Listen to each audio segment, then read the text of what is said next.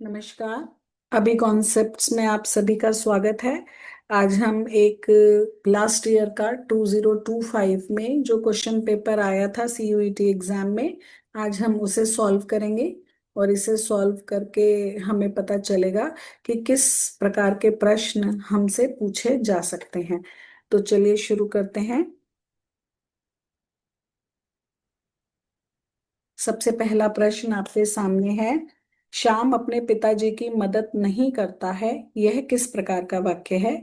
हमें ऑप्शन दिए गए हैं सकारात्मक, नकारात्मक, संदेहात्मक और प्रश्नात्मक।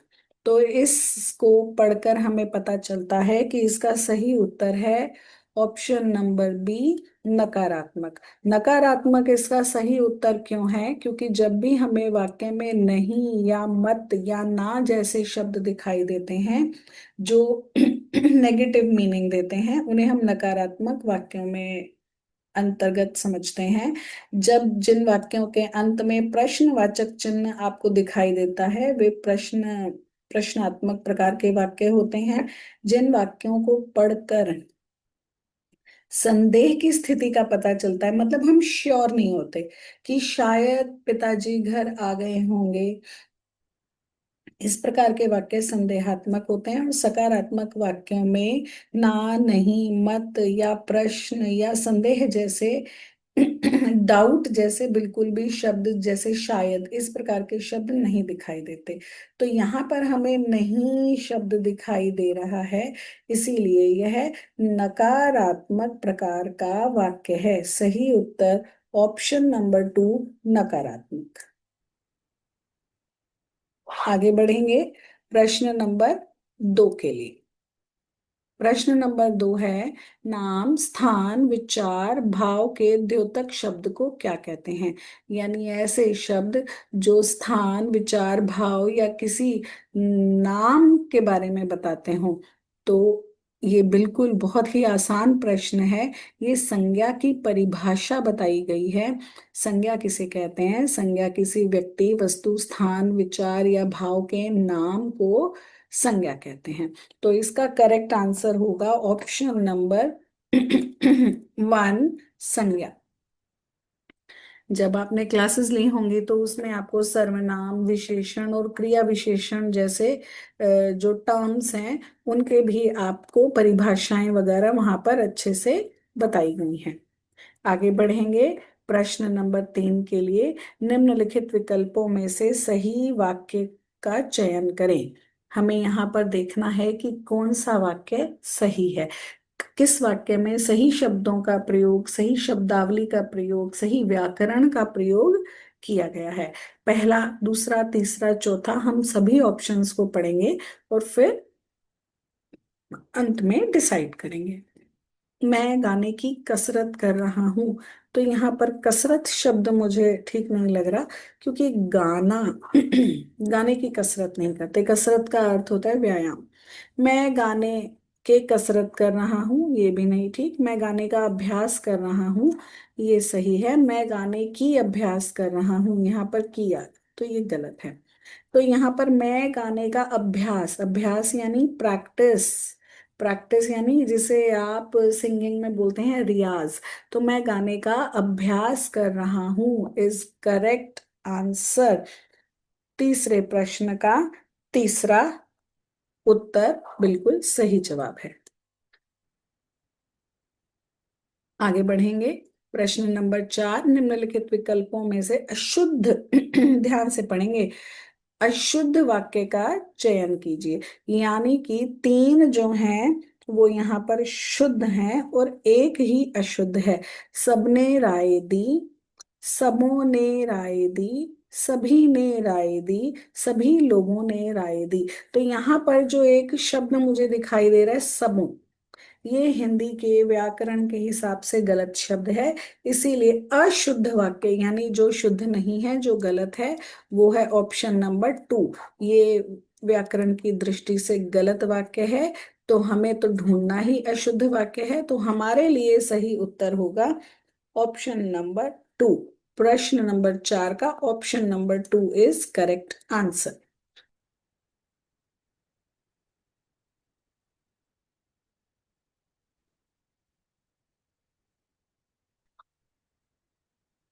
प्रश्न नंबर 5, निम्नलिखित वाक्यों को परिच्छेद निर्माण की दृष्टि से पहले से बाद के क्रम में व्यवस्थित करें। यानी यहाँ पर हमें कुछ बड़े से परिच्छेद के अलग अलग वाक्यों के अंश दिए गए हैं, उन्हें हमें सही क्रम में व्यवस्थित करना है ताकि ये मीनिंगफुल बन जाए, अर्थ की दृष्टि से ये ठीक हो जाए। ठीक है, तो जैसे हम जम्बल्ड सेंटेंस बनाते थे, अलग अलग वर्ड्स को सही क्रम में लगाते थे, यहाँ पर हमें पढ़ना होगा। पहले हम सारे पढ़ेंगे और फिर हम सही क्रम में लगाएंगे। यहाँ चंद्रशेखर आजाद, भगत सिंह जैसे महापुरुषों ने जन्म लिया, जिन्होंने देश के लिए हंसते हंसते अपने प्राणों का उत्सर्ग कर दिया। भारत महापुरुषों की भूमि रही है। चंद्रशेखर आजाद से उत्कृष्ट उदाहरण और किसका दिया जा सकता है? हमें नीचे ऑप्शंस दिए गए हैं, तो इन सबको पढ़ने के बाद अब इसका करेक्ट जो है वो हम लगाएंगे, तो हमें मिलेगा भारत महापुरुषों की भूमि रही है, यहाँ यानी सी सबसे पहले आएगा। फिर यहाँ चंद्रशेखर आजाद, भगत सिंह जैसे महापुरुषों ने जन्म लिया है, सी के बाद ए। तो हम देखेंगे यहाँ पर सी के बाद ए हमें कहाँ दिखाई दे रहा है। अभी तक तो ऑप्शन नंबर 1 हमारे लिए ठीक चल रहा है।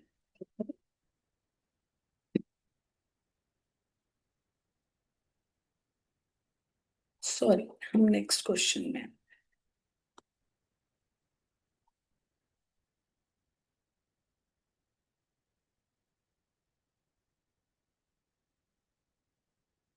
जी, सबसे पहले सी, भारत महापुरुषों की भूमि रही है। उसके बाद यहाँ चंद्रशेखर भगत सिंह जैसे महापुरुषों ने जन्म लिया है। फिर उसके बाद चंद्रशेखर आजाद से उत्कृष्ट उदाहरण और किसका दिया जा सकता है, जिन्होंने देश के लिए हंसते हंसते अपने प्राणों का उत्सर्ग कर दिया। तो बिल्कुल सही यहाँ पर हमें जो दिखाई दे रहे हैं वो ये क्रम लगेगा, CADB। सबसे पहले नंबर 1 पे ये, फिर नंबर 2 पे, फिर उसके बाद नंबर 3 पर, फिर नंबर 4 पे। इस प्रकार से जब हम इन्हें क्रम में लगाएंगे तो ये बिल्कुल व्यवस्थित क्रम में लग जाएगा। तो option number 1 is correct answer. प्रश्न नंबर 6 आप सभी के सामने है। परिच्छेद निर्माण की दृष्टि से पहले से बाद के क्रम में व्यवस्थित करें। फिर से सेम क्वेश्चन रिपीट हुआ है, सेम टाइप का। हमें इसे व्यवस्थित क्रम में लगाना है। तो पहले हम ये सभी पढ़ेंगे। यहाँ पर हमें 5 पार्ट्स में डिवाइड करके दिया गया है। राम की पत्नी का नाम सीता था। सबसे बड़े पुत्र का नाम राम था। राजा दशरथ एक प्रतापी राजा थे। लव और कुश राम और सीता की संतान थे। उनके 4 पुत्र थे। जब हम इन्हें व्यवस्थित क्रम में लगाएंगे तो सबसे पहले आना चाहिए, राजा दशरथ एक प्रतापी राजा थे। उसके बाद उनके 4 पुत्र थे। उसके बाद उनके बड़े पुत्र का नाम राम था। राम की पत्नी का नाम सीता था। लव और कुश राम और सीता की संतान थे। तो इस प्रकार से हम देखेंगे तो सही आपका बनता है CEBAD।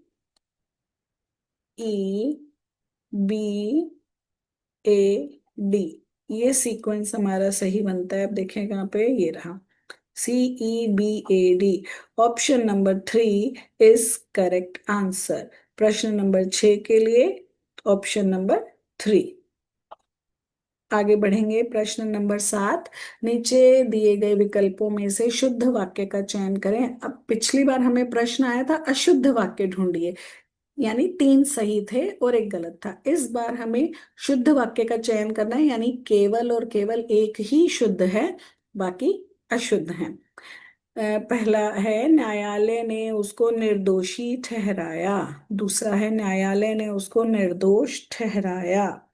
उसके बाद है न्यायालय ने उसके निर्दोष ठहराया, चौथा है न्यायालय ने उसके निर्दोषी ठहराया।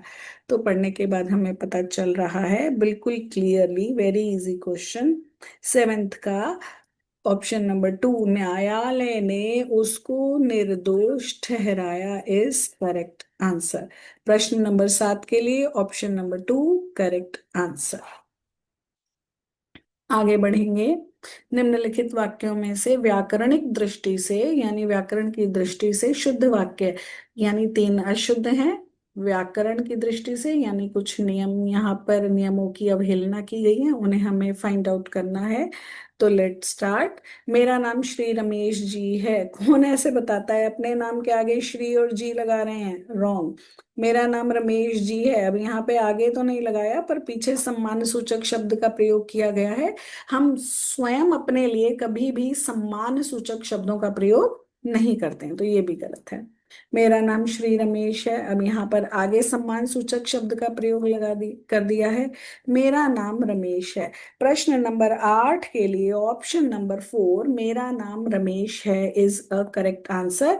क्योंकि जब भी हम अपना परिचय देते हैं किसी को, तो हम अपने स्वयं के लिए सम्मान सूचक शब्द श्री और जी जैसे शब्दों का प्रयोग नहीं करते हैं। आगे बढ़ेंगे। प्रश्न नंबर 2, मेरे से मत पूछो।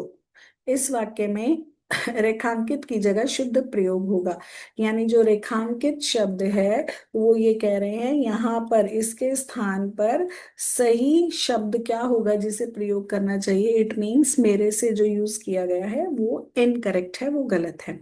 तो यहाँ पर हम पढ़ेंगे तो मुझसे, यस मुझसे, मेरे से कुछ नहीं होता हिंदी में, मुझसे मत पूछो।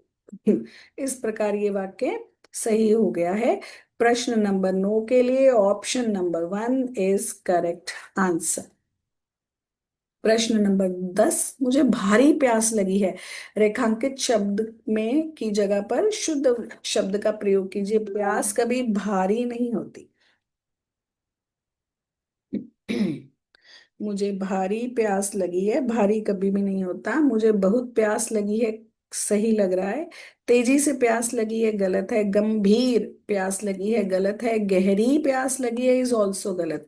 तो यानी मुझे बहुत प्यास लगी है इज करेक्ट आंसर। प्रश्न नंबर 10 के लिए ऑप्शन नंबर 1 बहुत इज करेक्ट आंसर। प्रश्न नंबर 11, प्रश्न नंबर 11 में हमसे पूछा जा रहा है वैज्ञानिक प्रयोग की सफलता ने मनुष्य की बुद्धि का अपूर्व विकास कर दिया है। इसमें रेखांकित पद क्या है, यानी हमें पद परिचय समझना है। यहाँ पर जो बताया गया है रेखांकित जो पद है वो क्या है, पहले तो हमें पता होना चाहिए पद क्या होता है, शब्द क्या होता है। उसके बाद पद होता है जब कोई शब्द वाक्य में प्रयोग कर लिया जाता है व्याकरणिक नियमों के अनुसार, तो वो शब्द ही पद कहलाता है। अब यहाँ पर मनुष्य संज्ञा है, सर्वनाम है, विशेषण है या प्रत्यय है, ये हमें पता लगाना है। तो वेरी इजी, हमें पता होना चाहिए मनुष्य जो है संज्ञा है। ठीक है, तो सही उत्तर हमारा होगा ऑप्शन नंबर सॉरी,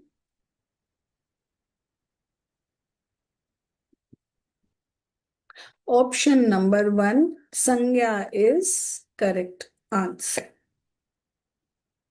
प्रश्न नंबर 11, इसका ऑप्शन नंबर 1 संज्ञा जो है वो करेक्ट आंसर है। आगे बढ़ेंगे। प्रश्न नंबर 12 के लिए, वह ब्लैंक से खेलता हुआ ब्लैंक पर गिर गया। यहाँ पे रिक्त स्थान की पूर्ति हमें करनी है।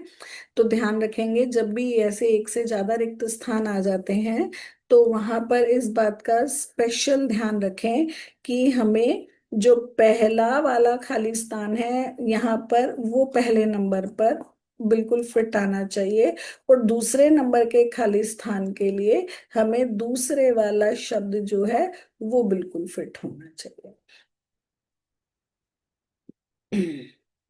ये नहीं होता है।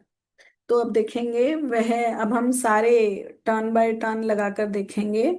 वह गेंद से खेलता हुआ फर्श पर गिर गया। वह फर्श से खेलता हुआ गेंद पर गिर गया, गलत लग रहा है। फर्श से कौन खेलता है? वह ऊंचाई से खेलता हुआ जमीन पर गिर गया। ऊंचाई से खेलता हुआ नहीं, ऊंचाई से नहीं खेलते, विद से का मतलब है यहाँ के साथ, तो ऊंचाई के साथ नहीं खेलते, ऊंचाई पर तो जरूर हो सकता है। वह जमीन से खेलता हुआ ऊंचाई पर गिर गया, गिरते हैं तो हम हमेशा नीचे गिरते हैं, ऊपर नहीं गिर सकते। तो यहाँ पर ऑप्शन नंबर 1, प्रश्न नंबर 12 का ऑप्शन नंबर 1, वह गेंद से खेलता हुआ फर्श पर गिर गया, इज करेक्ट आंसर। प्रश्न नंबर 13, जिसका निवारण ना किया जा सके। यहाँ पर हमें इसके लिए वन वर्ड यानी वाक्यांश के लिए एक शब्द यहाँ पर हमें बताना है। तो प्रश्न नंबर 13 के हम सभी उत्तर पढ़ेंगे। अनिर्वचनीय, अनिवार्य, ऐच्छिक और अनैच्छिक। तो यहाँ पर पढ़कर हमें पता चल रहा है जिसका निवारण नहीं किया जा सकता वह होता है अनिवार्य। बिल्कुल सही उत्तर। तो यहाँ पर हमें देखना है अनिवार्य इज करेक्ट आंसर। प्रश्न नंबर 13 का अनिवार्य option number 2 is correct answer. आगे बढ़ेंगे। प्रश्न नंबर 14, जो सव्य, सव्य यानी बायां, बाएं हाथ से, बाईं साइड, लेफ्ट साइड से सधा हुआ हो यानी परफेक्ट हो, तो उस वाक्यांश के लिए एक शब्द होगा सव्यसाची। सव्यसाची। प्रश्न number 14 option number 2 is correct answer. ये सब आ रहे हैं वाक्यांश के लिए एक शब्द बताइए। प्रश्न नंबर 15, विलोम शब्द के लिए उर्वर का विलोम शब्द है। उर्वर आपको पता होना चाहिए यानी उपजाऊ। उपजाऊ का विलोम यानी जहां पर फसलें अच्छी नहीं उगती, बंजर जिसे बोलते हैं। तो यहाँ पर जो सही उत्तर है वो है ऑप्शन नंबर 4। ऑप्शन नंबर 4, ऊसर। ऊसर भूमि बोलते हैं, ऊसर यानी बंजर। तो करेक्ट आंसर है ऑप्शन नंबर 4। आगे बढ़ेंगे। प्रश्न नंबर 16, खल का समानार्थी है। खल का मतलब होता है बुरा। तो यहाँ पे खम्ब, शुनक, दुर्जन, सज्जन। तो यहाँ पर जो खल का समानार्थी यानी सेम मीनिंग वाला जिसे हम बोल सकते हैं, जो शब्द दिख रहा है वो हमें दिख रहा है दुर्जन। प्रश्न नंबर 16 ऑप्शन नंबर 3 दुर्जन इज करेक्ट आंसर। प्रश्न नंबर 17, भगीरथ प्रयत्न। भगीरथ आपको पता होना चाहिए कौन है। भगीरथ वो है जो हमारी धरती पर देव नदी गंगा को लेकर आए थे। उन्होंने कठोर तप किया था अपने पूर्वजों के मोक्ष के लिए, और फिर शिव जी ने उनकी सहायता की थी। इसीलिए गंगा नदी जो देवताओं की नदी है, जो स्वर्ग की नदी है, वो धरती पर आ पाई थी। तो ऐसा प्रयत्न बहुत ही ज्यादा क्या था, असाधारण था। जी, बिल्कुल सही समझ रहे हैं आप। असाधारण प्रयत्न, भगीरथ प्रयत्न का मतलब है जो कि नॉर्मल नहीं है, एक्स्ट्रा ऑर्डिनरी है। असाधारण प्रयत्न इज करेक्ट आंसर प्रश्न नंबर 17 के लिए। प्रश्न नंबर 18, जहां ना पहुंचे रवि वहां पहुंचे कवि। रवि का मतलब है सूर्य। मतलब ऐसा स्थान जहां पे सूर्य भी नहीं पहुंच सकता वहां कवि पहुंच सकता है। कवि के पहुंचने का यहाँ पर तात्पर्य है कवि की कल्पना शक्ति। तो यहाँ पर हम कह सकते हैं कवि के लिए कुछ भी, कोई भी स्थान अगम्य नहीं है। अगम्य यानी जहां पर कवि नहीं पहुंच सकता। कवि की सोच, कवि की सोच सब जगह पहुंच सकती है। तो यहाँ पर प्रश्न नंबर 18 के लिए ऑप्शन नंबर 1, कवि के लिए कुछ भी अगम्य नहीं है, इज करेक्ट आंसर। प्रश्न नंबर 19, इनमें से कौन सा शब्द स्त्रीलिंग नहीं है। सुंदरता, अनुमति, परिवर्तन और नगरपालिका। तो जब हमें किसी शब्द का लिंग, खास तौर पे अप्राणीवाचक शब्द जो होते हैं, नॉन लिविंग थिंग्स जो हैं, उनका लिंग की जांच करनी हो तो हमें उन्हें वाक्य में प्रयोग करना चाहिए, और फिर हम इजीली इसको फाइंड आउट कर सकते हैं। नगरपालिका बहुत अच्छा काम कर रही है, तो ये स्त्रीलिंग है। उसके बाद है परिवर्तन। हमारे मुझ में बहुत से परिवर्तन आ रहे हैं, आ रही है नहीं बोला। तो यहाँ पे मुझे पता चल गया कि परिवर्तन इज अ क्या है, स्त्रीलिंग शब्द नहीं है, ये पुल्लिंग है। मुझे अनुमति चाहिए, मैंने अनुमति दे दी स्त्रीलिंग है। उसकी सुंदरता का कोई जवाब नहीं, उसकी उसे सुंदरता में कोई मात नहीं दे, उसकी सुंदरता। अब यहाँ पे पता चल रहा है ये भी स्त्रीलिंग है। यानी हम पहुंच गए हैं अपने करेक्ट आंसर पर। तो प्रश्न नंबर 19 ऑप्शन नंबर 3, परिवर्तन इज पुल्लिंग शब्द, ये हमारे लिए करेक्ट आंसर है। आगे बढ़ेंगे, प्रश्न नंबर 20। 20 में क्या बोल रहे हैं? नीचे दिए गए वाक्यों में से कौन से वाक्य में क्रिया संबंधी अशुद्धियों से यह मुक्त है? तो हम पढ़ेंगे, अपना हस्ताक्षर बना दें। आपको दवा लेना चाहिए, लेना चाहिए। लेना चाहिए इज व्हाट? दवा लेनी चाहिए। तुम अपना मत स्पष्ट करो, ये ठीक लग रहा है। तुम्हें स्मरण कराना चाहिए, तुम्हें स्मरण करना चाहिए होता है। इस वस्तु का मूल्य मापा नहीं जा सकता, मूल्य को मापा नहीं जाता।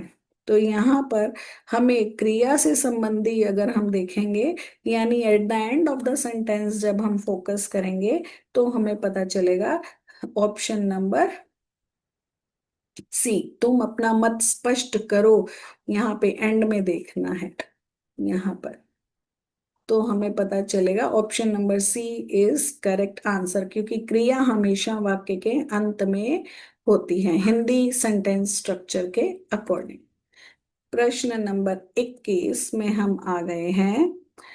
वह स्त्री जिसका पति विदेश गया हो उसे क्या कहते हैं? अगेन ये वाक्यांश के लिए एक शब्द वन वर्ड है, तो इसका सही उत्तर हमारे बिल्कुल सामने है, ऑप्शन नंबर सी, प्रोषित पतिका। यानी एक ऐसी स्त्री जिसका पति विदेश में रहता हो, उसके साथ ना रहता हो, उससे बोलते हैं। उस स्त्री के लिए जो वन वर्ड यूज होता है वो होता है प्रोषित पतिका। तो option number 3, question number 21 is correct answer. प्रश्न नंबर 22, अंतिम प्रश्न हम आ गए हैं। यहाँ पर देखेंगे क्या प्रश्न है। सूची 1 के साथ सूची 2 का मिलान कीजिए। मिलान कीजिए प्रश्न हर बार आता है। तो मुहावरे हैं और मुहावरों के अर्थ लिखे हुए हैं। कलेजे पर सांप लौटना, कलेजे पर सांप लौटना, कलेजा ठंडा होना, खरी खोटी सुनाना, खरी खरी सुनना, ये सब आपको मुहावरे दिए गए हैं और सूची नंबर 2 में इनके अर्थ दिए गए हैं। तो मुहावरे से संबंधित प्रश्न आ गया, और चारों मुहावरों के अगर आप अर्थ सही मैच करेंगे तभी आपको यहाँ पर मार्क्स मिलेंगे। अगर गलती से एक भी गलत हो गया और ऑप्शंस में आपने गलत टिक कर दिया तो नंबर नहीं मिलने वाले। तो चलिए मैच करते हैं। कलेजे पर सांप लौटना, डाह करना,